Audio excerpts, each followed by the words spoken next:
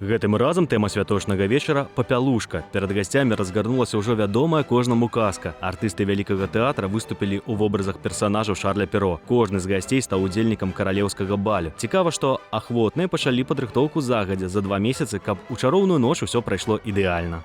Это неинтересно каждый год одно и то же показывать. Хочется что-то новое, поэтому каждый раз что-то новое ставим. Мне кажется, что так как и очень много тех, кого я уже, наверное, 9-й год знаю, кого-то 3 года уже знаю, вот, все идут с хорошим настроением, всегда как-то так радушно и очень тепло на репетициях.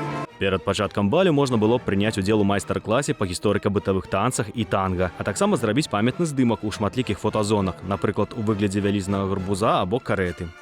Это непередаваемое ощущение, и каждый раз это как будто как в первый раз.